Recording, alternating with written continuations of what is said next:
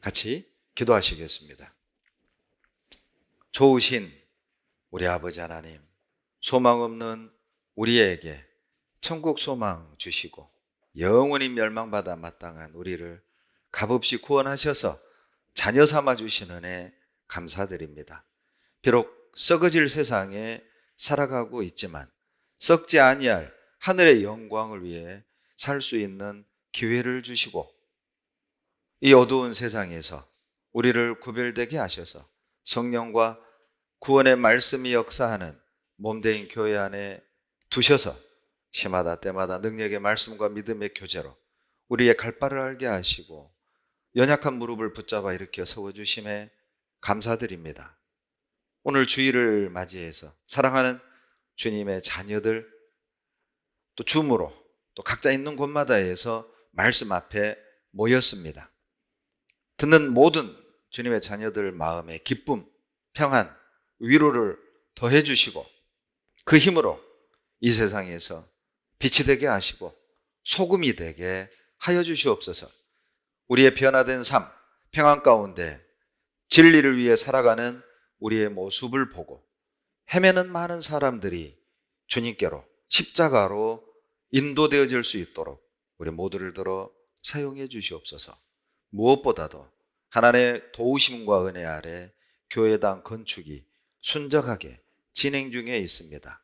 공사 일정대로 어려움 없이 진행이 되게 하시고 무엇보다도 사고 나지 않고 안전하게 공사가 마무리될 수 있도록 도와주시기를 간구드립니다. 이제 또 내일부터 20일 22구역 합동 집회가 시작이 됩니다. 비록 또 영상으로 집회를 하게 되지만 많은 영혼들이 말씀 앞에 나와 구원을 얻고 새 생명을 얻고 복된 삶을 살아갈 수 있도록 도와주시옵소서. 병상에 계시는 많은 주님의 자녀들 위로해 주시고 치료해 주십시오. 무엇보다도 하나님이 주신 은혜를 세어보고 늘 그 입술에서 감사와 찬양이 그치지 않게 하시고 고난 중에 하나님의 영광을 나타내 주시기를 간구드립니다. 멀리 외국에서 복음을 위해 수고하시는 선교사님들과 그 가정에도 합당한 은혜로 더해 주시고 저희 평택과 후원 관계를 맺고 있는 멕시코의 에스카레스가 교회, 캄페체 교회, 그리고 캄보디아 푸놈펜 교회도 든든히 세워주시옵소서. 전 세계 주님의 자녀들 코로나로부터 죄로부터 지켜주시옵소서. 마지막 시대 우리에게 맡겨주신 이 복음을 전심전력하여 외치고 전할 수 있도록 도와주시옵소서. 우리를 사랑하시는 예수님 이름으로 감사하며 기도드렸습니다. 아멘. 다 같이 말라기 2장 17절을 찾겠습니다.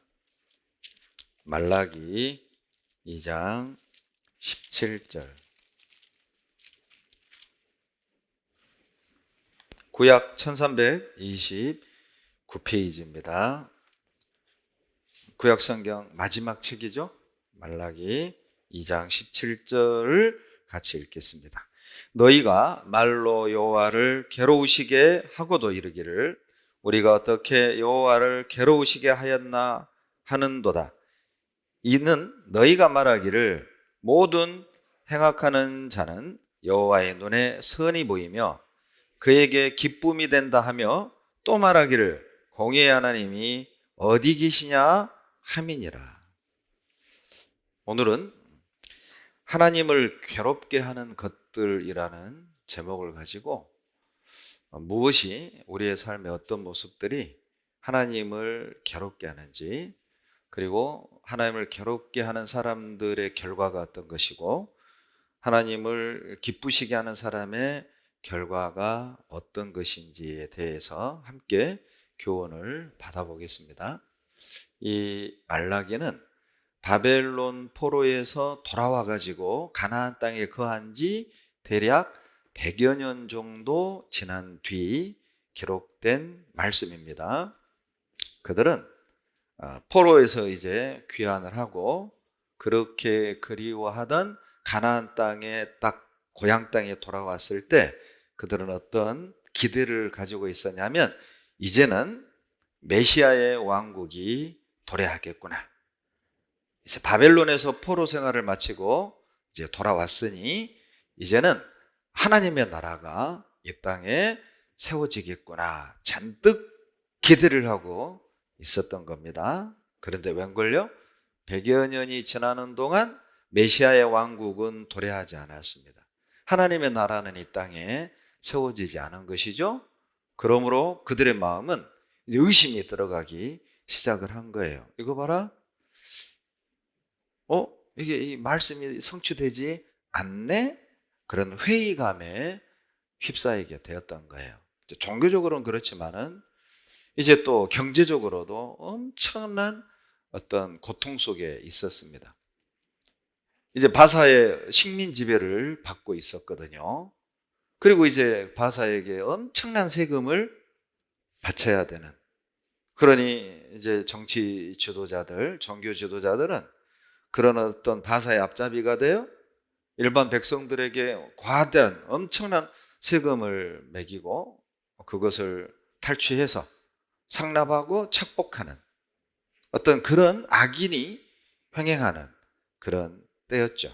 거기에다가 엎친 데 덮친 격으로 가뭄은 길어지고 메뚜기 떼가 달라들어서 실은 엄청난 어떤 그 기근이 왔고 땅은 황폐해지는 그런 시기였어요. 그러니까 경제적으로, 정치적으로, 종교적으로 모든 것이 어떤 길이 없어 보이고 답이 없어 보이는 암울한 시대였죠.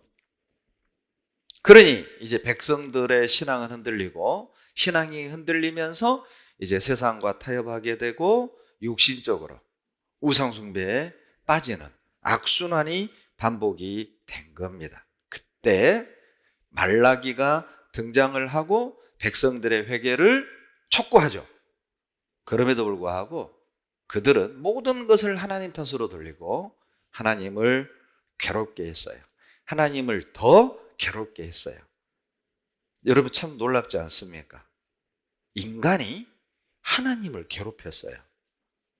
이 괴롭다라는 영어 번역을 보니까 painful, 고통스러운 그렇게도 번역을 했고요. distressed, 스트레스는 알죠?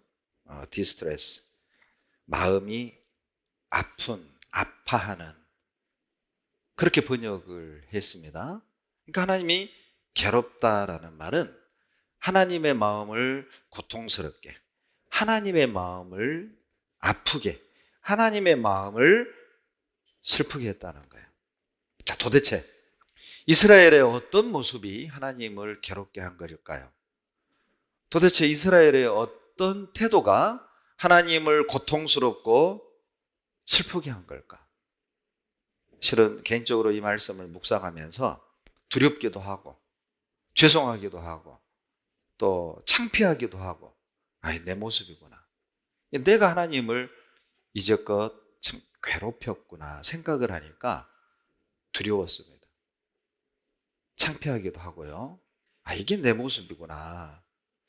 우리 모두에게 정말 우리 마음에 찔림이 되고 또 우리 자신을 돌아보고 회개하고 돌이키는 그리고 죄를 버리고 하나님을 지금부터라도 기쁘시게 하는 삶을 살았으면 좋겠다라는 소망을 담아 오늘 교훈을 나눠보겠습니다.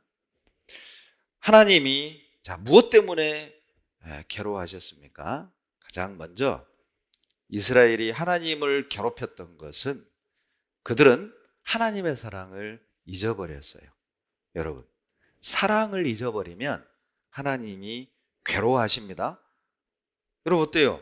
서로 사랑하는 연인이든 부부관계든 간에 부모 자식 관계든 간에 그런데 자식이 아버지가 언제 나 사랑했어요? 이게 충격적인 내용이잖아요. 연인 사이에 자기가 언제 나를 사랑했어? 나 이용했지. 그 관계는 아마 지속될 수 없을 겁니다. 그 말을 듣는 상대방의 마음은요 아마 한없이 무너지지 않겠어요? 정말 괴로워하지 않겠어요? 이스라엘이 그러했다는 겁니다. 말라기 1장 2절을 찾겠습니다. 하나님을 괴롭게 하는 것, 사랑을 잊어버린 거죠. 2절, 여호와께서 가라사대 내가 너희를 사랑하였노라 하나 너희는 이르기를 주께서 어떻게 우리를 사랑하셨나이까 하는도다. 나 여호와가 말하노라 에서는 야곱의 형이 아니냐. 그러나 내가 야곱을 사랑하였고. 하나님은 나는 너를 사랑했다. 그런데 이스라엘 백성들은 언제 사랑했어요? 우리가 이렇게 힘든데 종교 지도자들은 백성들을 착취하고 가물고 메뚜기 떼는 그나마 있는 곡식마저도 다 갉아먹어 없고 세금은 엄청난 세금을 걷어들이고 우리는 이렇게 고통스러운데 무슨 하나님이 우리를 사랑한 겁니까? 이렇게 된 거예요. 여러분, 가물면 하나님이 사랑 안 한 겁니까? 여러분, 우리 경제적으로 어려우면 하나님이 나를 사랑 안 하는 건가요? 직장이 없으면 하나님이 나를 사랑하지 않은 결과입니까? 결혼을 하지 못했다. 하나님이 나를 사랑하지 않은 결과인가요? 내가 하는 일이 되는 게 없다. 자, 그것이 하나님이 나를 사랑하지 않은 결과라고 믿으십니까? 내가 병이 들었습니다. 가정에 우환이 있어요. 여러 가지 힘든 일이 있어요. 그게 하나님이 나를 사랑하지 않는 결과라고 믿는다면 하나님은 괴로우실 거예요. 여러분, 혹 이렇게 생각해 보신 적 없습니까? 하나님이 사랑하시기 때문에 그나마 이 정도라도 사는 거다. 이렇게 생각해 보신 적 없습니까? 그런데 이스라엘은 하나님의 사랑의 기준을 잘 먹고 잘 살고 편안하게 사는 것, 이걸 기준으로 삼은 거예요. 우리가 이렇게 힘든데 무슨 하나님이 우리를 사랑한 거예요? 하나님이 우리를 사랑했다면 농사도 좀 잘 되고 창고에 곡식도 쌓아놓고 그냥 먹고 사는 염려 없이 살고, 정치인들은 좀 백성을 사랑하는 좋은 정치인들이 등장해서 백성을 위한 위정을 베풀고, 이게 하나님이 사랑하는 거죠. 여러분, 우리는 은근히 하나님의 사랑을 내 기준으로, 내 스타일로, 내 관점으로 정의를 내려요. 진짜 그럴까요? 그게 맞아요. 마치 우리 철없는 자식들 그랬잖아요. 제가 그랬거든요. 저도 이제 국민학교 저학년 때까지 고무신 신었습니다. 그리고 이제 중학교 올라가니 그때 이제 유명 메이커라는 걸 알게 됐어요. 뭐 사업하고 아버지가 공무원이고 또 운수업을 하는 부모를 둔 제 친구들은 신발이 아식스, 나이키. 아식스가 요즘 나옵니까? 네, 제가 학교 다닐 때는 아식스, 나이키, 랜드로버, 고급 브랜드죠. 제 친구들은 그런 좋은 운동화를 신었어요. 근데 저는 오일장에서 파는 나이스, 이런 거, 나이스, 짝퉁이라고 하죠. 제 친구들은 프로스펙스, 그때 국제상사에서 만든 겁니다. 그런데 저는 오일장에서 파는 뭐 프로스팍스 이런 거, 좋겠다. 저 친구들은 부모 잘 만나서 유명 브랜드 옷 입고 메이커 신발 신고, 근데 나는 항상 허접한 짝퉁, 장표. 야, 너는 좋겠다. 만약 이런 내 마음을 부모가 한다면 아마 돌아서서 피눈물 흘리지 않겠습니까? 철없는 자식은 고작 부모의 사랑을 유명 메이커 신발로 정의를 내려요. 남들이 신는 좋은 신발을 신겨줘야 나를 사랑하는 것이고, 내가 원하는 욕구를 채워주는 부모가 나를 사랑하는 부모인 것처럼 정말 철없는 자식 아닙니까? 왜 부모라고 내 자식 프로스펙스 나이키를 신겨주고 싶지 않겠어요? 왜 그 마음이 없겠어요? 해주고 싶지만 해줄 수 없는 부모의 마음을 헤아리지 못하는 이 철없는 자식처럼 이스라엘이 그랬습니다. 이게 사랑입니까? 가난한데 사랑입니까? 먹을 것 없는데 사랑입니까? 병들었는데 하나님이 이게 나를 사랑하는 겁니까?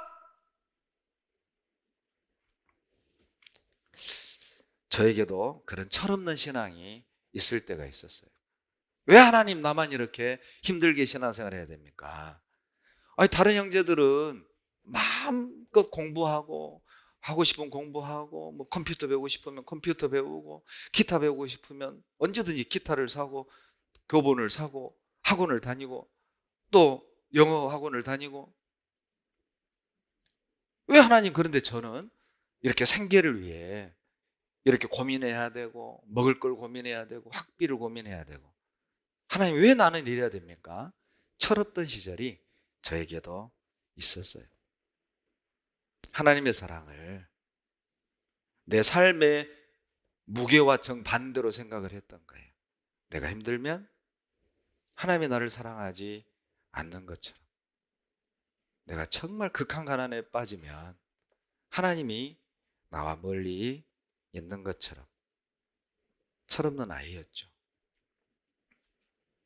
그 철없는 자식이 결혼을 하고 자식을 낳고 키워보면서 그때야 부모의 마음을 아는 것처럼 하루하루 신앙생활을 통해서 아버지 마음을 알아가게 됐어요.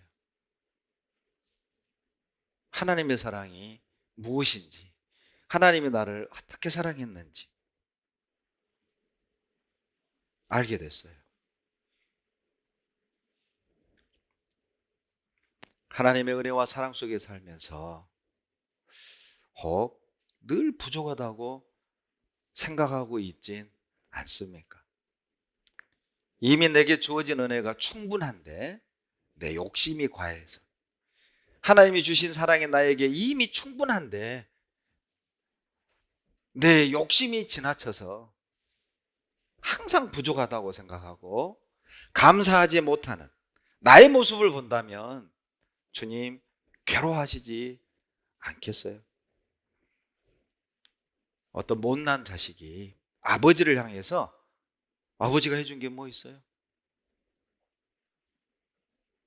그 말을 들은 부모의 마음은 얼마나 괴로울까요? 아버지 때문에 우리 가족이 이렇게 힘들게 된 거라고, 아버지 때문에 내 인생이 이렇게 된 거라고 모든 탓을 아버지에게 돌린다면 그 아버지는 무너질 겁니다. 직장에서 나이 어린 상급자가 인격적인 모멸감을 줘도 견뎠어요. 나이 어린 사장이 뺨을 치고 많은 직원들 앞에서 배운 것 없다고 무시할 때도 버텼어요. 그러나 자식의 그 한마디는 아버지를 철저하게 무너지게 만드는 거예요. 그처럼 우리가 하나님을 괴롭게 한 적은 없을까? 여러분, 사랑이 무너지면 다 무너집니다. 우리의 삶을 지탱하게 하는 것, 우리 가정을 지탱하게 하는 것, 부부관계를 지탱하게 하는 것, 부모 자식 관계를 지탱하게 하는 것, 형제자매들과의 관계를 지탱하게 하는 것, 교회를 지탱하게 하는 것, 무엇일까요? 내 인생을 버틸 수 있도록 붙잡아주는 것, 무엇이라고 생각합니까? 사랑입니다. 그런데 그 사랑이 의심을 받고 그 사랑이 무너지고 그 사랑이 외면당하면 내 인생도 무너지고 내 가정도 무너지고 부부관계도 무너지고 부모 자식 관계도 무너지고 모든 것은 무너지는 거예요. 말라기 1장 4절입니다. 말라기 1장 4절. 에돔은 말하기를 우리가 무너뜨림을 당하였으나 황폐된 곳을 다시 쌓으리라 하거니와 남한군의 여호와는 이르노라 그들은 쌓을지라도 나는 흘리라. 하나님의 사랑을 등져버린 사람들이 하나님이 무너뜨리는 것을 다시 쌓아, 하나님 없이도 잘 살 수 있어. 구원 받았는데 무슨 꼭 모여야만 되나? 혼자 신앙생활하고 기도하고 전도하고 혼자 쌓는 거예요. 하나님 다 무너뜨립니다. 여러분, 하나님과의 사랑이 무너지면 내가 쌓는 모든 것도 다 무너지는 거예요. 부부 사이의 사랑이 식어지면 끝난 거죠. 연인 사이의 사랑이 깨지면 그 끝난 거잖아요. 그 관계는. 하나님과 관계없는 모든 것은 다 무너집니다. 하나님을 사랑하지 않는 상태에서 내가 세웠던 모든 것들은 하나님이 다 헐어버려요. 내 인생을 버티도록 내 가정을 세워주고 지켜주는 것은 하나님과 나와의 사랑이에요. 사랑. 하나님을 떠나서 세우는 모든 것은 무너집니다. 바벨탑 무너졌잖아요. 우리 이름을 내자! 하나님이 무너뜨렸잖아요. 자기 영광을 위해 쌓는 모든 것 하나님이 무너뜨립니다. 하나님을 대적하는 모든 것은 다 무너뜨립니다. 여리고성 무너뜨렸잖아요. 우리의 고집 무너뜨립니다. 우리의 생각 무너뜨린다니까요. 하나님이 다 무너뜨려요. 고린도후서 10장 4절로 5절에 우리의 싸우는 병기는 육체에 속한 것이 아니요 오직 하나님 앞에서 강력한 진을 파하는 강력이라, 견고한 진을 파하는 강력이라 말씀이죠. 견고한 진, 누구도 함락시킬 수 없는 것 같은 견고한 진, 누구도 우리 할아버지, 우리 아버지, 우리 어머니를 이길 수 없고 전도할 수 없을 것 같은 그 견고한 진처럼 보이는 그들의 생각, 그들의 고집, 그들의 논리, 그들의 이론, 그들의 사상 다 무너뜨리는 거예요. 모든 이론을 파하며 하나님 아는 것을 대적하여 높아진 것을 다 파하고 모든 생각을 사로잡아 그리스도에게 복종케 하니, 하나님을 떠나서 세운 모든 것들, 하나님을 대적하여 세운 이론, 하나님을 대적하여 세운 사상, 하나님을 대적하여 세운 모든 것들은 무너뜨려요. 지금은 잘 쌓아지는 것처럼 보이죠. 여러분, 하나님 떠나서도 성공한 것처럼 보일 수 있어요. 말씀을 떠나고 교제를 떠나고 봉사를 하지 않으면서 내가 하고 싶은 일을 하고 내가 원하는 것을 성취하는 것처럼 보일 수 있습니다. 바벨탑도 어느 정도는 잘 쌓아갔으니까요. 여리고 성도 어느 정도 기간은 어때요? 견고하게 쌓아서 활용을 했죠? 그러나 결과로는요, 바벨탑 지금도 없습니다. 여리고성 지금도 무너져 없습니다. 그러나 그 강력한 말씀은요, 온 세상에 가득 찼잖아요. 하나님 떠나서 쌓는 모든 것은 무너져요. 하나님의 사랑을 잊어버리고 하나님을 괴롭게 하면서 내가 얻었던 모든 것들은 무너진다. 그렇게 하지 말라는 거예요. 주님의 사랑을 등지고 주님의 사랑을 떠나면서까지 하나님을 괴롭게 하면서까지 무언가를 이루려 하지 말아요. 결과적으로는 남는 게 없습니다. 두 번째, 이스라엘이 하나님을 괴롭게 한 모습은 형식적인 신앙이었습니다.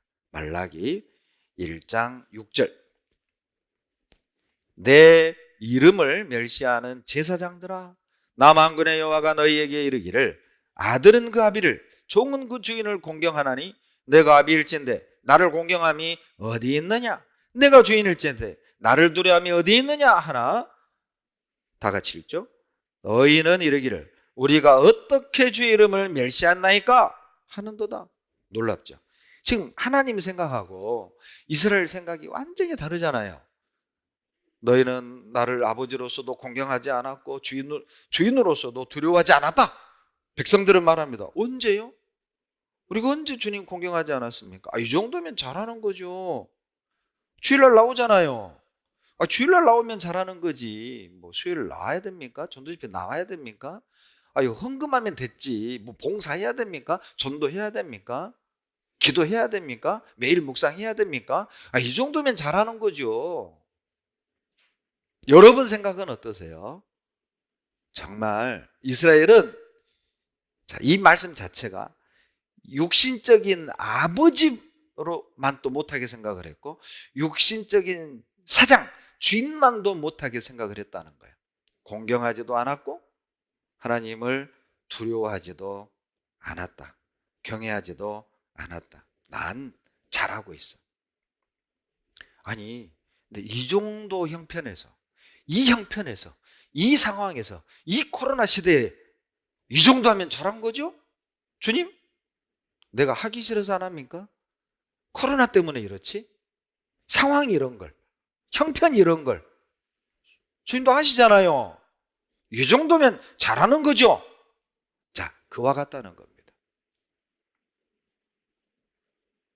그와 같은 마음을 가졌어요. 만약 자식들이 아버지 생신 때 아버지에게 전화를 해서 이렇게 말하는 겁니다. 아버지, 죄송해요. 가야 되는데 피곤해가지고 못 가겠어요. 자, 이것도 정말 기가 막힌 자식의 태도지만 며느리가 전화해서 아버지, 가야 되는데요. 귀찮아서 못 가겠어요. 이건 더 이상 대화할 가치가 없어요. 아마 꼴도 보기 싫어지겠죠. 그런데 이제 손주 녀석이 전화해가지고 할아버지 가봐야 되는데요. 힘들어서 가기 싫어요. 아마 괴로울 겁니다. 정말 괴롭겠죠. 어떻게 키운 자식인데 내가 지들에게 어떻게 했는데 피곤할 수 있죠? 바쁠 수 있죠? 그래요. 뭐 귀찮을 수도 있어요. 그래도 가야죠. 우리가 신앙생활을 힘들다고 은근히 귀찮아서 은근히 힘든 거 싫어하고 이래서 안 하고 저래서 안 하고 이런 뜻입니다. 이 말씀이. 내가 아비일진데 나를 공경함이 어디 있느냐? 정말 우리 자신에게 던져야 될 질문입니다. 나는 하나님을 아버지로서 공경하고 있는가? 나는 하나님이 내 삶의 주인으로 하나님을 섬기고 있는가? 혹 내 육신에 회사 사장만 또 못하게 생각하고 있지는 않은가? 사장이 뭔가 부탁하면 날 새서라도 해내잖아요. 잘 보이려고, 진급하려고. 사장이 부탁하는 일은 만사를 제끼고 먼저 해내잖아요. 그런데 주님이 부탁한 일은요, 이래서 안 되고 저래서 안 되고 코로나 때문에 안 되고. 그러니까 진짜 하나님이 보실 때 얼마나 괴로워요. 나를 육신의 사장만 또 못하게 대하는구나. 하나님 말은 무시당하는 거죠. 직장 때문에 안 되고 피곤해서 안 되고 바빠서 안 되고 반대에 부딪혀서 안 되고 욕먹을까 봐 안 되고 힘들어서 싫고. 하나님 괴롭지 않겠습니까? 정말 두려운 것은 갈수록 신앙이 부수적인 게 되어가고 있다는 거예요. 신앙이 필수가 아닌 선택이 되어가고 있는 거예요. 할 수 있으면 하고 안 되면 어쩔 수 없지 뭐. 과거에는 목숨을 걸고 했잖아요. 과거에는 예수 믿는다는 고백 자체가 공직에서 파면당합니다. 2000년 전에는 말이죠. 직장에서 쫓김을 당해야 됐고 노예가 됐고 재산을 몰수당하는, 목숨을 걸고 예수님을 섬겼어요. 그러나 우리 시대는요, 드디어 예수님이 나의 필수가 아닌 선택이 된 거예요. 옵션이 된 거예요. 하고 싶으면 하고, 상황이 되면 하고, 여건이 되면 하고, 안 되면 말고.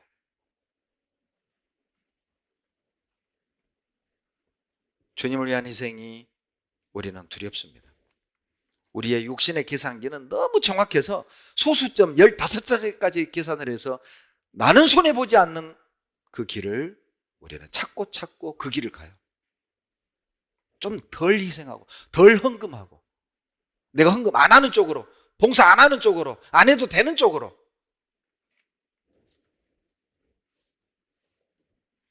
신앙이 우리 내 인생의 삶의 중심이 아니에요.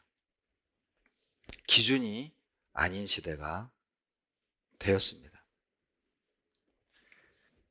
사랑하지 않으면서 그들은 재물은 드렸습니다. 이게 형식적인 신앙이죠. 말라기 1장 7절. 말라기 1장 7절. 같이 읽겠습니다. 너희가 더러운 떡을 나의 단에 드리고도 말하기를 우리가 어떻게 주를 더럽게 했나이까 하는도다. 이는 너희가 주의 상은 경멸히 여길 것이라 말함을 인함이니라. 자, 더러운 떡을 하나님께 드렸다는 것이죠. 더러운 떡이 뭐예요? 뭐 더러운 걸 오물을 묻힌 떡 그런 게 아니라 마음이 없는 떡. 하나님께 제물은 드리는데 사랑하지는 않아요. 사랑하지 않는데 제물은 드려. 마음은 없는데 제물은 드려요. 왜? 복은 받고 싶으니까. 복은 받고 싶으니까. 왜 그런 제물을 드릴까요? 두렵잖아요. 무섭잖아요. 징계가 무섭잖아요. 안 드리면 벌 받을까 봐. 이거 안 하면 하나님이 내게 있는 거 다 뺏어갈까 봐. 무섭잖아요. 두렵잖아요. 그러니까 적당한 선에서 드리는 거예요. 시간도 물질도. 자, 어때요? 넘치게 아낌없이 드리는 쪽입니까? 아니면 계산해서 적당히 드리는 쪽입니까? 우리 자신은. 이 말을 우리 평택교회가 듣지 않았으면 좋겠어요. 더러운 떡을 나의 단에 드리고도 말하기를 우리가 어떻게 주를 더럽게 멸시해야 합니까? 우리가 어떻게 주를 더럽게 하였나이까? 무섭지 않습니까? 전혀 자기를 못 보고 있어요. 자기는 지금 아무 문제도 없고 자기는 지금 엄청 신앙생활 잘하고 있어요. 이스라엘 말이죠. 이 모습을 경계하셔야 돼요. 나는 정말 충분히 하고 있는 겁니까? 나는 정말 마음을 다해 주님을 섬기고 있는 겁니까? 나는 정말 주님을 너무 사랑해서 자원함과 기쁨으로 그분을 경배하고 있는 겁니까? 하나님이 그걸 괴로워하셔요. 더러운 떡이란 이런 거예요. 말라기 1장 8절. 만군의 여호와가 이르노라 너희가 눈먼 희생으로 드린 것이 어찌 악하지 아니하며 저는 것 병든 것으로 드리는 것이 어찌 악하지 아니하냐. 이제 그것을 너희 총독에게 드려보라. 그가 너를 기뻐하겠느냐? 너를 간합하겠느냐? 너가 지금 나에게 가져오는 이것을 총독에게 줘봐라. 받겠냐?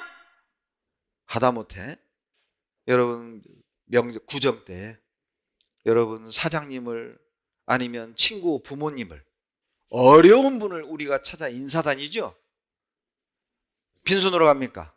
귤 한 박스라도 들고 가고 포도 한 박스라도 들고 갈 때 여러분 아무거나 들고 갑니까? 어려운 분일수록 시장을 찾아간다. 국회의원을 찾아간다. 높은 사람 찾아간다. 어때요? 10,000원짜리 안 들고 갑니다. 솔직히 손 부끄러워서 안 가고 말지. 솔직히 여러분 어때요? 가져갈 것 없어서 인사도 안 갈 때 있잖아요.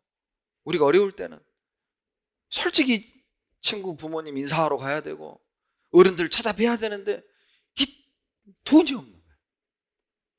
에이 가지 말자. 그런 때도 있었잖아요.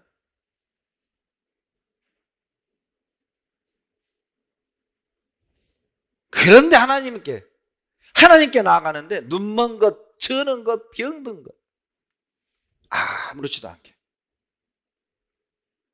그러면서 나는 하나님께 드렸다. 안 받습니다. 눈먼 거 안 받습니다. 병든 거 안 받습니다. 저는 거 안 받습니다. 관계없습니다. 여러분, 우리는 신앙생활 했다고 하죠. 우리는 주님께 드렸다고 하죠. 과연 천국에 가면 주님이 그걸 다 받았을까요? 내가 드린 모든 걸 다 받았을까요? 정말 그렇게 믿으십니까? 주님이 받을 수 있는 걸 드린 겁니까? 주님이 받도록 우리는 드렸습니까? 사장에게 선물할 때도 흠이 있나 없나를 확인하고 얼굴이 낯이 뜨뜻할 정도로 그렇게 들고 가진 않는데 총독에게 줘봐라. 받겠냐? 눈먼 게 뭘까요? 더러운 떡이란 드려서는 안 될 걸 드린 거예요. 마음이 없는, 사랑이 없는 재물도 더러운 떡이지만 드려서는 안 될 걸 드렸어요. 눈먼 거. 여러분 뭐예요? 세상에 눈먼 사람, 돈에 눈먼 사람, 술에 눈먼 사람, 게임에 눈먼 사람, 도박에 눈먼 사람, 여가 생활에 눈먼 사람, 취미 생활에 눈먼 사람, 쾌락에 눈먼 사람, 그 사람의 것은 안 받습니다.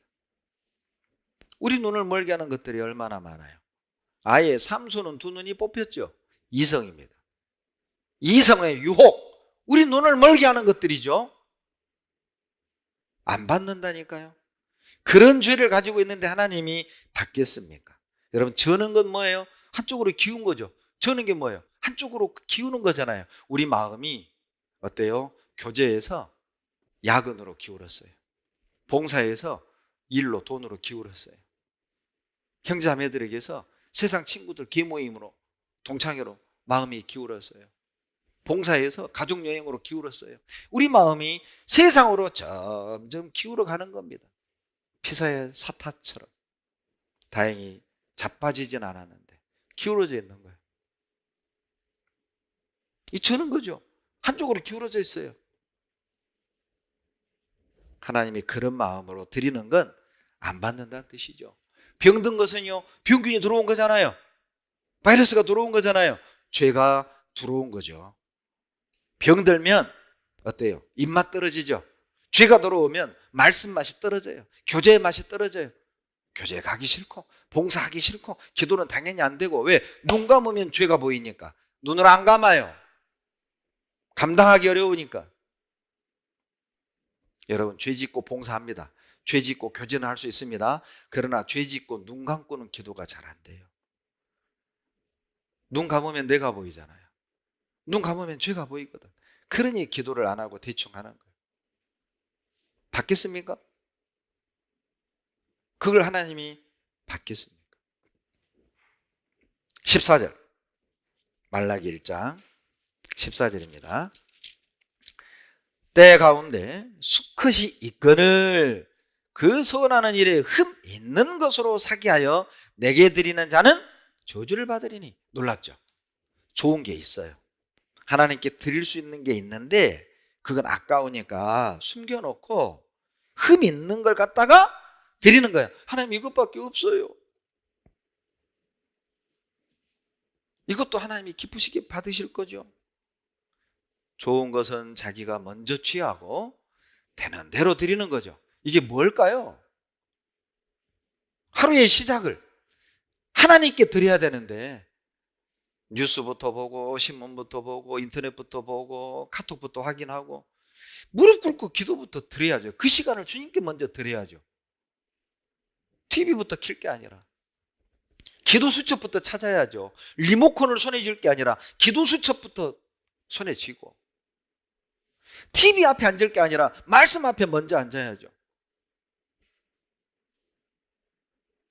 먼저 사업이나 영업이나 직장일 그거 내려놓고 아무리 회사가 바빠도 무릎을 또 꿇어야죠.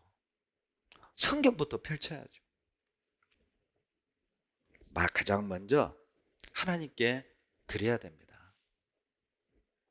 어떤 그리스도인은 마음에 탁 이런 각오가 있어요. 하루를 제일 먼저 주님을 만나기 전 어떤 사람도 만나지 않겠다. 주님의 얼굴을 보기 전에 어떤 사람의 얼굴도 보지 않겠다. 묵상부터 하겠다는 뜻이죠. 기도부터 하겠다는 뜻이죠.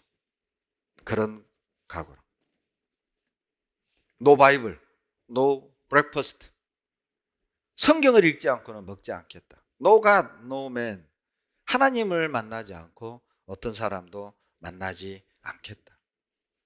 가장 중요한 거, 가장 좋은 거 주님께 드려야죠. 여러분, 인생에 있어서 어때요?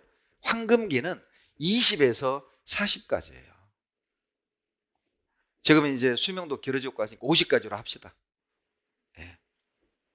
20에서 50대 인생에 있어서 가장 왕성하고 똑똑하고 에너지 넘칠 때, 이때 주님 안 섬기면 이것은 내가 하고 싶은 일 다 하고 나서 이제 정년퇴직하고 그때 봉사하겠다, 그때 주님 일 하겠다. 내가 아비일진데, 내가 주인일진데 나를 공경함이 어디 있느냐. 주님은 아셔요. 그걸 더러운 떡이라고 하는 거예요.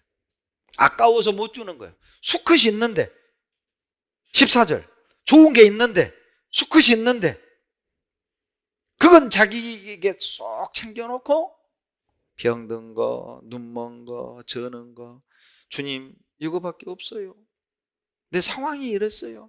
현실이 이래서 이럴 수밖에 없었네요.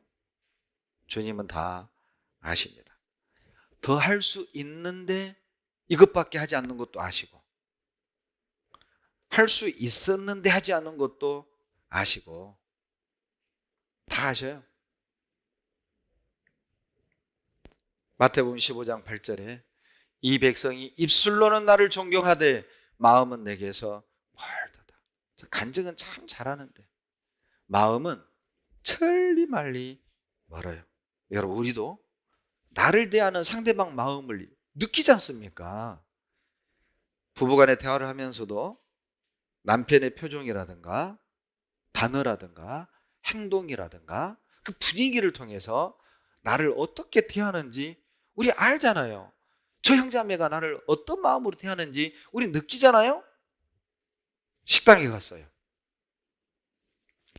그런데 이 식당에서 함부로 대해요. 종업원이 물은 떠다 먹든지 말든지, 김치 갖다 먹든지 말든지, 셀프라고 하면 될 것을, 안 보여요 저거? 써졌어 저기 셀프라고. 물은 셀프. 아, 예, 물은 셀프입니다 이러면 되잖아요. 저거 안 보여요? 여러분, 그 식당 가요 안 가요? 안 가죠. 안 가요. 저도 안 가요. 알잖아요. 종업원이 우리를 대하는 태도, 우리를 어떻게 대하는지 그 마음을 우리가 알잖아요. 하나님도 알아요. 우리가 어떤 마음으로 하나님을 경배하고 하나님을 대하는지 그분도 아셔요. 하나님이 너무 괴로워가지고 제발 성전 문 좀 닫아줘라. 저것들 좀 못 들어오게 이 성전 문 좀 닫아줘라. 말라기 1장 10절. 10절. 만군의 여호와가 이르노라. 너희가 내 단 위에 헛되이 불사르지 못하게 하기 위하여 너희 중에 성전 문을 닫을 자가 있었으면 좋겠도다. 내가 너희를 기뻐하지 아니하며 너희 손으로 드리는 것을 받지도 아니하리라. 너무 괴로우신 거죠? 제발 누가 좀 문 좀 닫아줬으면 저것들 좀 못 들어오게. 그런데 누구도 주님의 마음을 느끼고 아는 사람이 없었어요. 문 닫는 자가 없었죠. 성전문을 닫아두지 않으니 하나님이 입을 닫아버린 거예요. 하나님의 마음을 닫아버렸죠. 장장 400년 동안 구약 말라기 마지막 선지자로, 그리고 신약에 세례요한이 등장하기까지 대략 400년 동안 계시가 사라졌어요. 선지자가 등장하지 않았습니다. 그 긴 시간 얼마나 하나님이 괴로웠으면, 얼마나 하나님이 마음이 아팠으면, 얼마나 하나님이 슬펐으면 400년을 주님이 침묵하셨어요. 입을 닫으시고 마음을 닫으셨어요. 정확히 말하면 하나님이 닫은 게 아니라 이스라엘이 닫게 했죠. 성전문을 닫아야 했는데 하나님의 마음의 문을 닫게 했고, 성전문을 닫아야 했는데 하나님의 입을 닫게 한 거예요.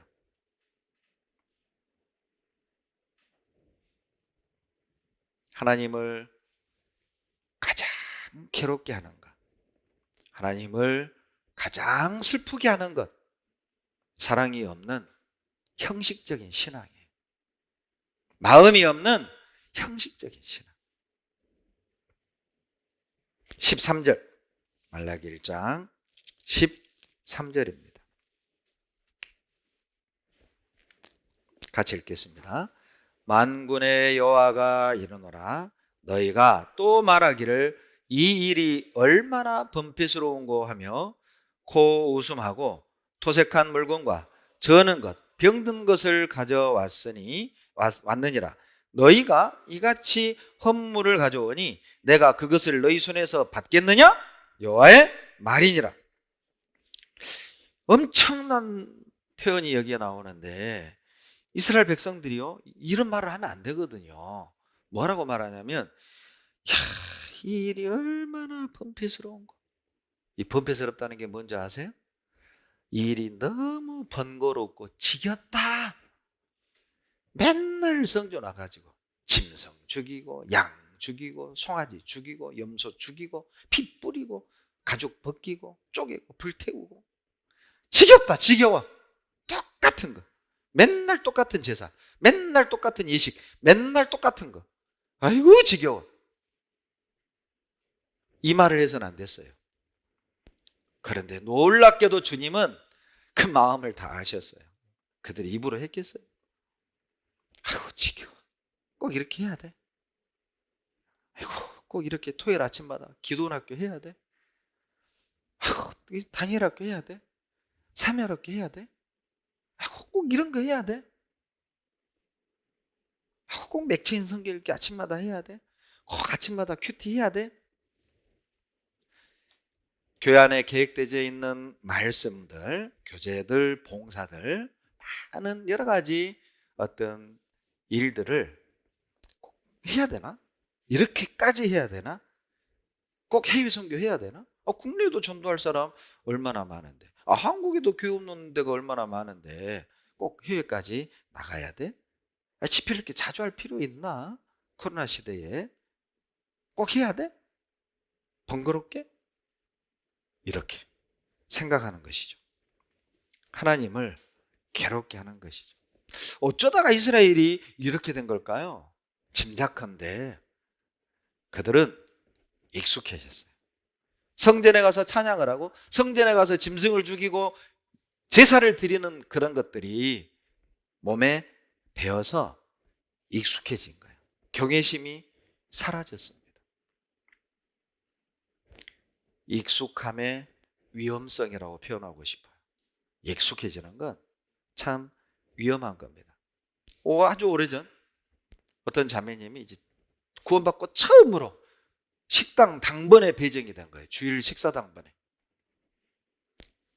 그 소식지에 자기 이름이 적힌 그걸 보는 그날부터 심장이 뛰고 기도를 했답니다. 하나님은 어떻게 해요? 내가 어떻게 교회 식당에서 형제자매들 밥을 해요?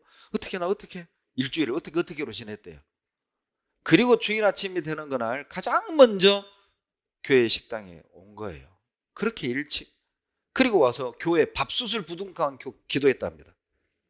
하나님, 밥 잘 되게 해주세요. 우리 형제자매들이 먹을 밥입니다. 저는 참 감동이었어요. 그 간증이. 그런데 그 자매님을 만나면 이렇게 묻고 싶어요. 지금도 밥통 부둥켜 안고 기도하시나요? 처음 마음 잃어버리면 안 됩니다. 나 같은 사람이 어떻게 구역장해요? 나 같은 사람이 어떻게 조장해요? 처음에는 그랬죠? 5년 지나면 왜 내가 구역장 안 돼? 왜 저 자매가 조장이야? 왜 나를 저리 옮겨? 나도 모르게. 경계하셔야 돼요. 우리는 군인이고 사령관은 하나님입니다. 사령관이신 우리 주님이 어디에 배치를 해도 예! 물 떠오라. 예! 경계해라. 예! 땅 파라. 예! 벽돌 날라. 예! 밥해. 예! 청소해. 예! 사령관 되신 주님이 내게 맡기는데, 아니, 나 같은 인재를 물 나르는 데 쓰세요? 이거 국가적 소모입니다. 아니, 나 같은 인테리를, 아니, 청소를 시켜요? 이거 국가적 낭비입니다. 그럴 생각 한 분 안 계시죠? 교회 안에는 아무 의미 없어요. 순종이 가장 좋은 제사거든요. 주님이 가장 기뻐하는 제사거든요.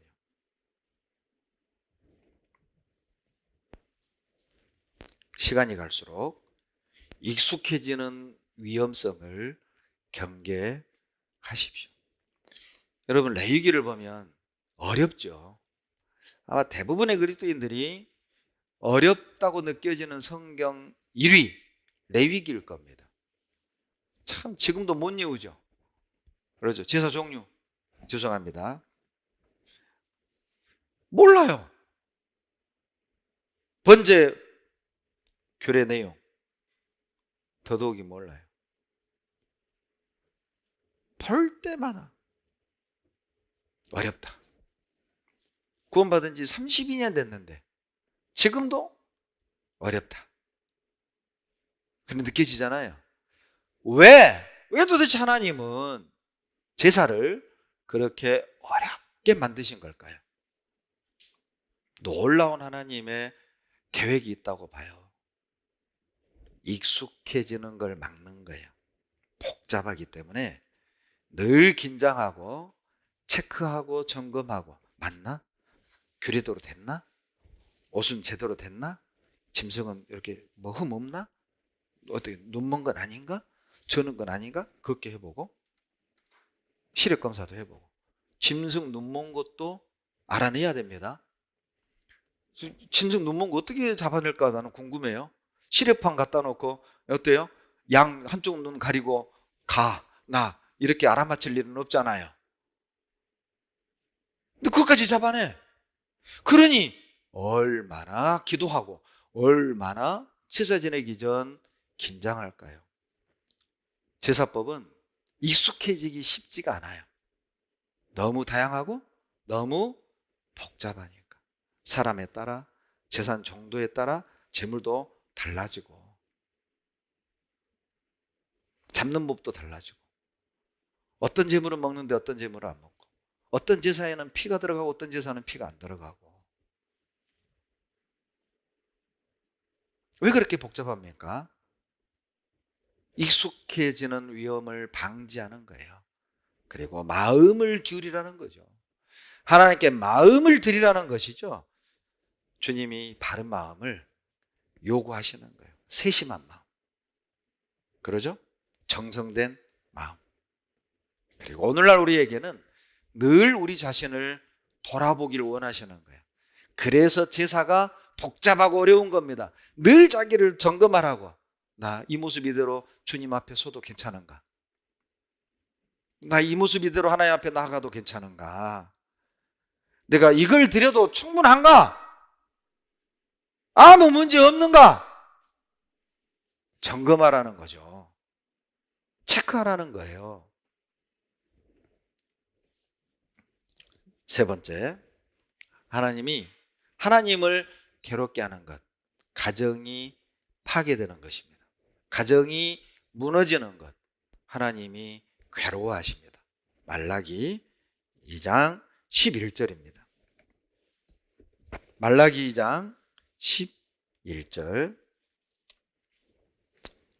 같이 읽습니다. 유다는 괴사를 행하였고 이스라엘과 예루살렘 중에서는 가증한 일을 행하였으며 유다는 여호와의 사랑하시는 그 성결을 욕되게 하여 이방신의 딸과 결혼하였으니, 하나님을 괴롭게 하는 것, 이방 결혼입니다. 이방신의 딸들과 결혼하였으니 전에 11절 중반절에 보면 여호와의 사랑하시는 성결을 욕되게, 이 성결이 나눠주 밑에 보면 성소돼 있죠. 거룩한 교회를 말합니다. 여러분, 이방 결혼은 교회를 욕되게 하는 거예요. 이방 결혼은 교회를 더럽히는 죄에 해당된다는 것이죠. 개인이 잘못했다 하나님께 욕먹고 책망받는 정도로 개인의 문제로만 생각하지 말라는 거예요. 내 개인의 문제가 아니라 교회적인 문제다. 이방 결혼은 그렇게 심각하게 받으셔야 돼요. 이방 결혼은 하나님을 배신하는 것이고 더러운 일이고 교회를 더럽히는 일이라 말씀하시는 거예요. 11절 중반절에 가증한 일이라고 그랬잖아요. 가증한 일, 해서는 안 될 일, 더러운 일, 보기 참 싫은 일. 그런데 우리는 가만히 있는데 꼭 이방인들이 이렇게 관심을 갖죠. 왜냐하면 대부분 우리 그리스도인들은 직장에서 좀 튀어. 일단 얼굴이요 편안해요. 얼굴이 밝아요. 그리스도인들 대부분이. 다 그런 건 아닙니다. 옆 사람 한번 봐봐요. 다 그런 건 아니라는 걸 금방 알 수 있겠죠? 예. 대부분 그리스도인들 얼굴은 밝고 편안하고 예의가 있어요. 부드러워요. 착해요. 순해요. 까다롭지가 않아요. 둥글둥글해요. 이미 교회에서 다듬어져 가지고 그러니 튀죠. 그리고 우리는 친절하죠. 친절하다 보니 전도하려고 친절한 건데 이방인들은 자기를 좋아해서 친절한 줄 알아요. 그래서 잘못하면 전도하다가 이게 이제 사고가 나는 경우들이, 이성이 이성을 전도하다가 그런 경우들이 있죠. 그래서 자매가 남자를 전도할 땐 형제님을 통해서 하는 게 좋고, 형제님이 여성을 전도할 땐 다른 자매님을 통해서 하는 것이 안전하다. 보통은 우리가 그렇게 하고 있어요. 왜냐하면 오해하거든요. 전도하려고 밥도 사주고 선물도 주고 일도 도와주는 건데 나를 좋아하나 보네. 근데 나도 안 싫지가 않아. 그런데 이제 이방인이 적극 나에게 구애를 하는데 끊기가 어려워요. 왜냐하면 키가 180이야. 내가 원하던 사이즈. 우리 아버지는 너무 작았거든요. 하나님, 나는 180은 돼야 됩니다. 그런데 또 직업이 의사네. 장의사 말고 치과 의사예요. 치과 의사. 뭐 주일날 뭐 응급도 없고 치과 의사 얼마나 좋아요. 응급이 없으니. 그러니 이제 자기도 솔직히 좋아. 이방인이긴 하지만은 외모는 막 배목쌤 닮아가지고 핸섬하고 반응이 영 이상합니다.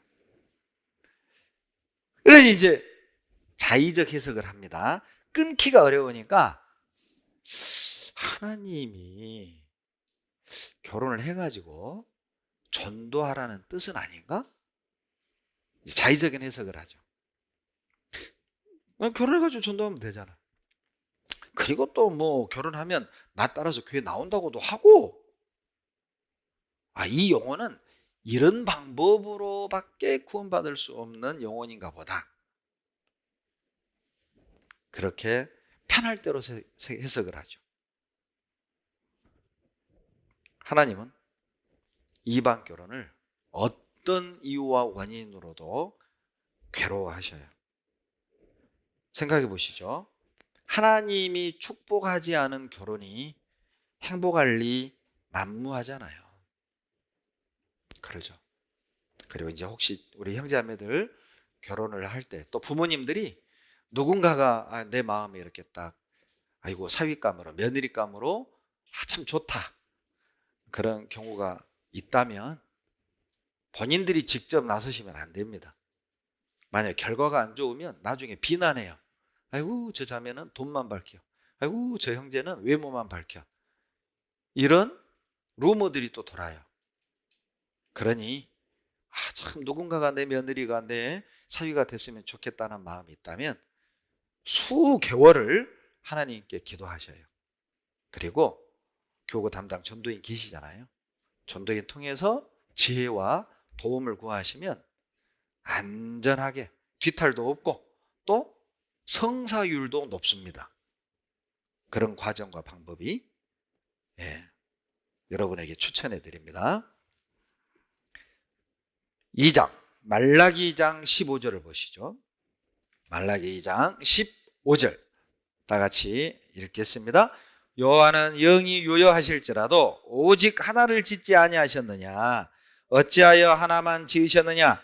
이는 경건한 자손을 얻고자 하심이니라. 그러므로 내 심령을 삼가 지켜 어려서 취한 아내에게 괴사를 행치 말지니라. 여러분, 하나님이 뭘 괴로워하냐면 이방 결혼도 괴로워하시지만 이혼도 괴로워하셔요.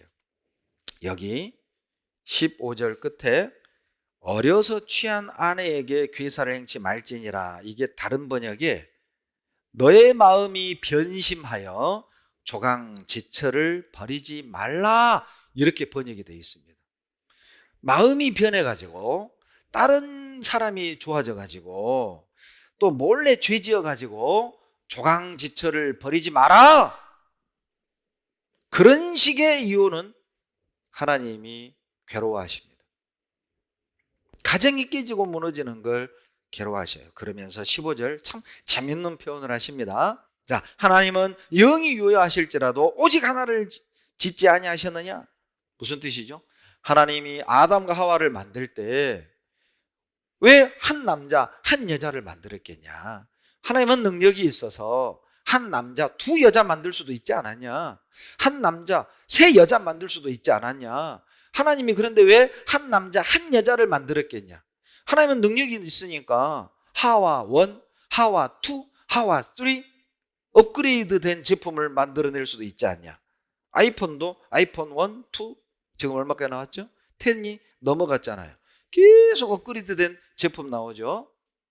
하나님도 능력이 되니까 한 남자 그리고 어때요? 세 여자 만들 수 있지 않냐? 그런데 왜 한 남자 한 여자냐? 경건한 자손을 얻기 위함이다. 여러분, 경건한 자손에서 뭐가 느껴지십니까? 경건한 자손이란 진실된 사랑을 원한다. 경건한 자손이란 깨끗한 사랑을 원한다. 이렇게 이해하시면 돼요. 왜 하나님이 한 남자 한 여자를 만든 겁니까? 책임 있는 사랑, 진실한 사랑, 깨끗한 사랑, 그것을 원하셔요. 그런데 이스라엘 사람들은 쉽게 변심하고 쉽게 조강지처를 버려 가정을 깨버린 거예요. 16절을 보시죠.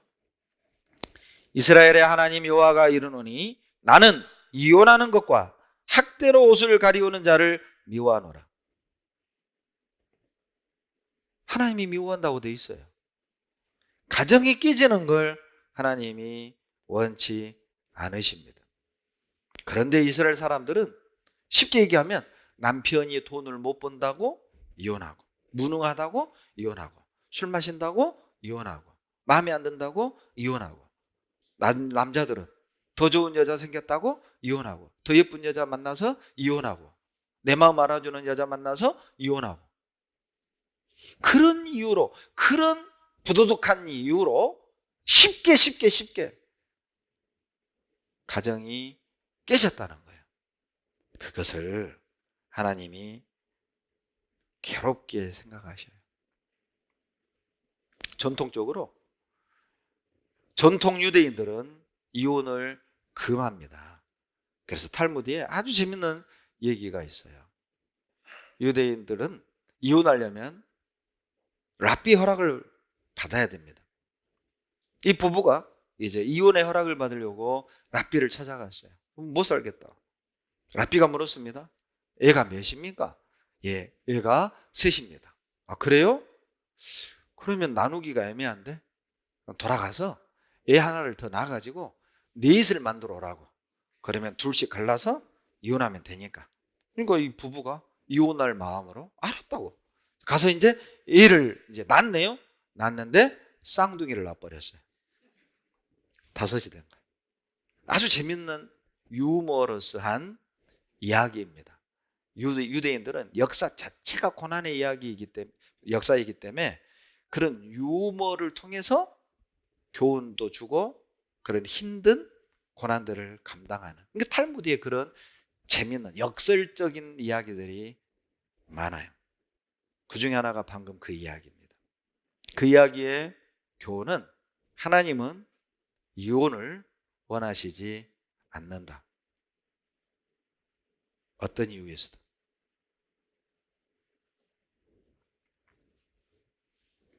물론 성경에 신약에 와서 하나님이 이혼을 하라가는 사례가 있기는 합니다.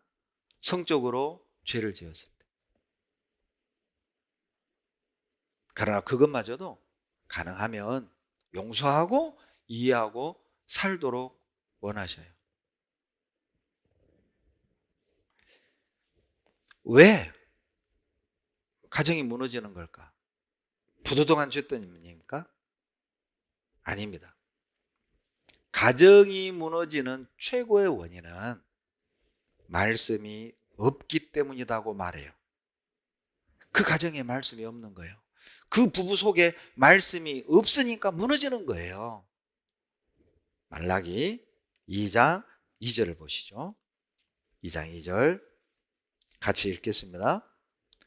만군의 여호와가 이르노라 너희가 만일 듣지 아니하며 마음에 두지 아니하여 내 이름을 영화롭게 하지 아니하면 내가 너희에게 저주를 내려 너희의 복을 저주하리라. 내가 이미 저주하였나니 이는 너희가 그것을 마음에 두지 아니하였음이니라. 그것을 마음에 두지 아니하였습니다. 하나님의 말씀을 마음에 두지 않아요. 하나님의 말씀을 흘려들여요. 하나님의 말씀을 대충 듣는 겁니다. 이 시간 유튜브로, 줌으로 말씀 듣는 분들 정신 차리세요. 그냥 말씀 틀어놓고 왔다 갔다, 싱크대 갔다, 물두러 갔다, 화장실 갔다, 또 전화기 들고 나갔다, 이 시간을 들어서 부탁드리는데 아무리 업무적으로 급해도 여러분 1시간 반입니다. 이 시간 주님께 집중하셔야 됩니다. 하나님과의 관계를 방해한 모든 것을 다 차단하세요. 전화기 끄세요. 1시간 반 안에 전화 안 받아도 그 돈 못 벌고 말고 사업 안 망해요. 집중하셔요. 앞으로는 말씀 시간에 왔다 갔다 하는 일 없으셔야 돼요. 전화기 딱 끄고 집중하셔요. 이스라엘이 원인이 그거였어요. 하나님의 말씀에 집중하지 않았어요. 하나님의 말씀을 마음에 담지 않았어요.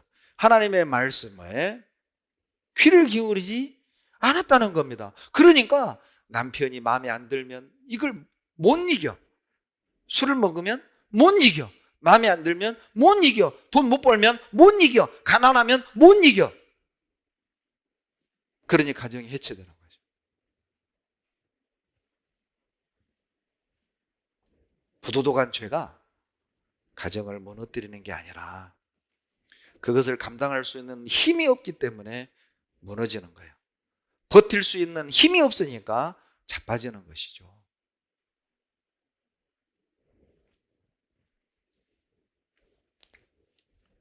비타민 A가 부족하면 여러분 어떤 증상이 생기죠? 밤눈이 어두워진다고 그러죠? 비타민 B가 부족하면요, 각기병이 걸린다고 그래요. 발이 휘게 보이는. 비타민 C가 부족하면요, 괴혈병 걸린다고 하죠. 비타민 D가 부족하면요, 우리 예전에 들었던 말로는 곱추병 걸린다고 그러죠. 뼈에 문제가 있으니까 이제 휜다고 그러잖아요. 말씀이 부족하면요. 말씀이 부족하면 어떻게 될까요? 가정 무너져요. 개인 신앙 무너져요. 개인의 인내도 무너지고 개인의 사랑도 무너지고 신뢰도 무너지고 내 인생도 무너지고 무너집니다. 다 무너집니다. 그러니 집중하셔야 돼요.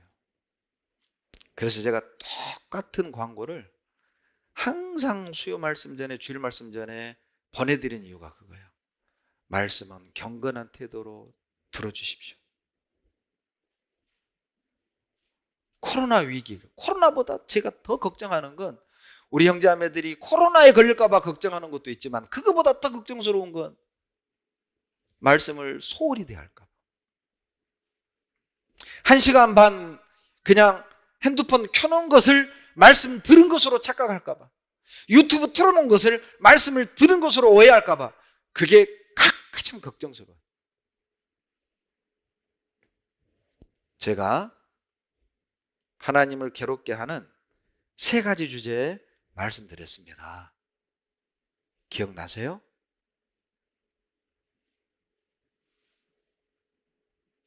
오늘 본문 기억나세요? 오늘 말씀 제목 기억나세요? 지금 1시간 10분을 제가 설교했습니다. 제가 지금 뭘 말하고자 하는지 핵심을 여러분 알고 계세요? 무엇 때문에 저렇게 강한 어조로 말하고 있는지 여러분 지금 그 키를 잡고 있어요? 다시 들으십시오.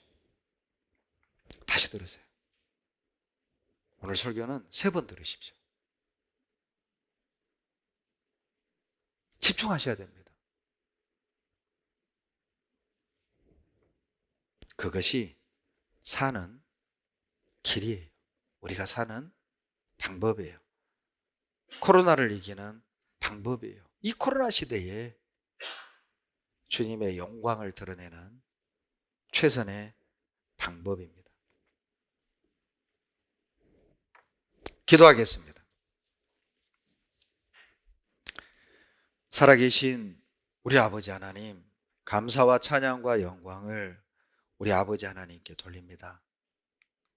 이스라엘 역사를 통해서 하나님이 무엇을 괴로워하시는지, 우리가 어떤 태도로 주님을 섬겨야 하는지, 어떤 자세로 이 혼돈의 코로나 시대를 극복해야 하는지 교훈해 주심에 감사드립니다. 하나님 도와주십시오. 익숙함에 젖어 하나님을 괴롭게 하면서도 본인은 잘하고 있다는 착각에 빠져서 하나님을 슬프게 하는 일이 없도록 도와주십시오.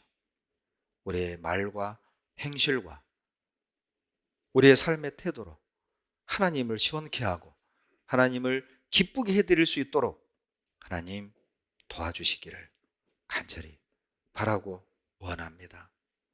우리 가운데 두루 역사하셔서 넘어진 자 일으켜 세워주시고 세상에 눌러앉은 자 연약한 무릎 다시 붙들어 일으켜 세우셔서 주님 손 붙들고 다시 고난의 길, 주님이 가신 그 십자가의 길 우리도 묵묵히 따라갈 수 있도록 도와주십시오.